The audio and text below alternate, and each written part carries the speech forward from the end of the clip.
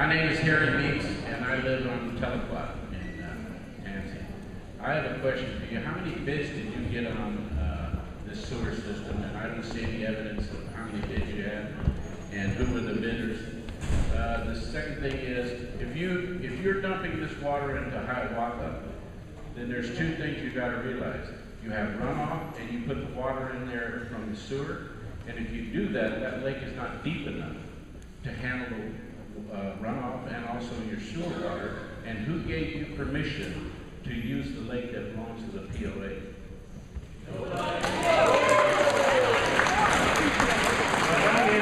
Let me answer the last question first.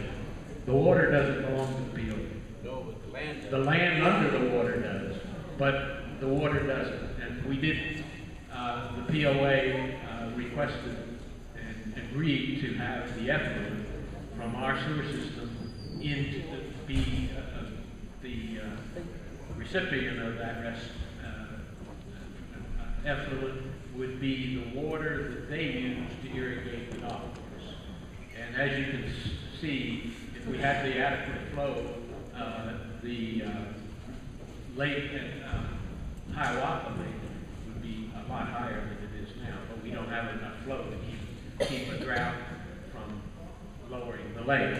Now, as far as the effluent goes, the water that comes out of the plant has been through primary, secondary, and tertiary treatment, which is just the next stage. Well, actually, it's drinkable. The water that we're putting into the lake has a higher quality than the lake water itself. I already have, sir. The other thing that you don't address is the solid waste. We're running out of time. Yeah, but this is the same question. It's just a different part of it. What about the solid waste that you get when you have sewer? What do you have to do with the solid waste? You're not going to put it anywhere here. You're going to have to truck that stuff out of here, and that's a cost. And what about an EPA report on that lake over there? Have you got an Environmental Protection Agency report on it? I haven't seen anything on your website. Not yet. We haven't.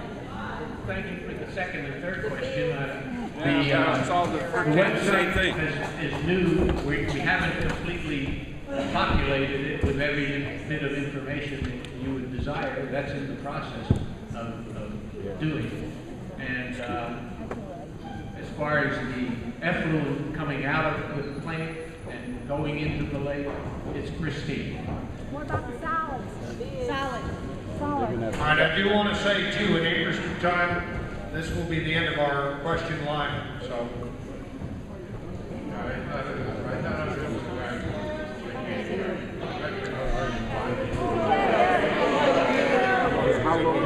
Okay, can you hear me? Everybody hear me? Yes. Okay. My name is Charles Martin. I live in Shoshone. I've been here over 30 years. And I'm very concerned with what's going on here. I'd like to ask a question to the audience. I'd like to see a show of hands, how many people disapprove of the sewer and the way it's been presented to the community?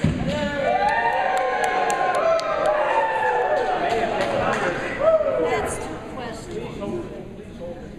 To one question, 1 minute. Is that it? And you already Thank you very much. Good show, Gracie.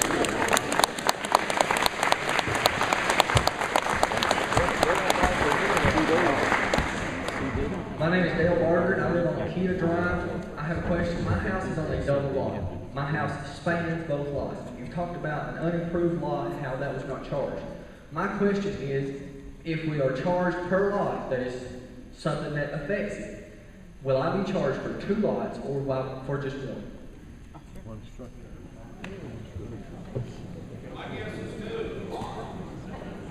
If you think about it, there's a lot more lots than homes.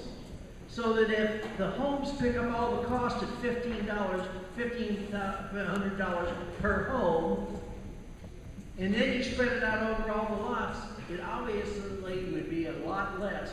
And if that we set up a system where it was on a per lot basis, the chances are better than 10 to 1 that your cost for both lots would be less than the cost for one home.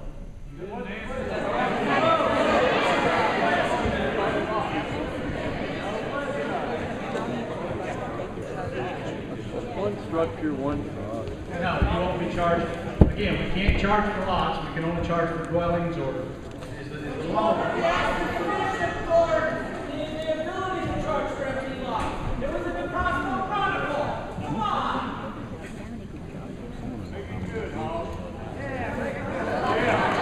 right, our final question, young man. My name is Horace White. I'm proud to be part of the Tansi Sewer Organization. And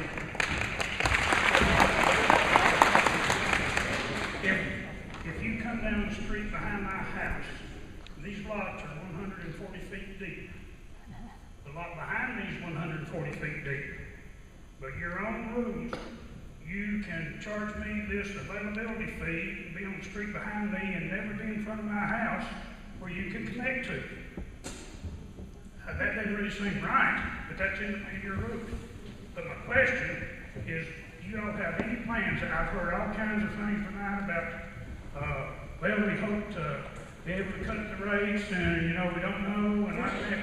But I guarantee you that there are people in this audience and that live at Tansi that eventually this sewer, if it succeeds, will go by, who cannot afford this. Do you have any plans? Are you just going to file liens against them, or do you have any? I mean, there are people out here who live on $1,000 a month. Okay.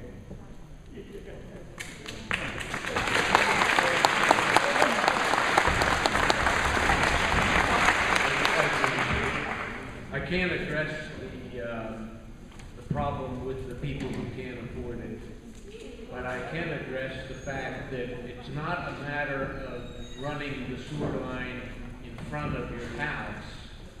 If you really read the rules and regs, it says within either the right-of-way of the road or any utility easement that is near, that abuts your house.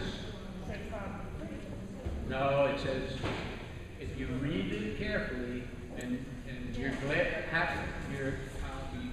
either able to come down to the utility office, you can read it right in there if you haven't got it already. I think it's up on our website now, the rules and regulations, so that you could actually read the verbiage and understand what it is. We may not, it may be less costly for us and ultimately for you to approach your property through a utility easement that already exists and make it less costly for you and for us. Where's the general manager?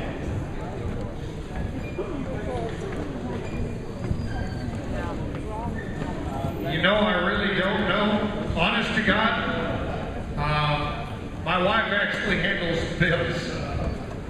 I'm not trying to evade your question. I just honestly do not know.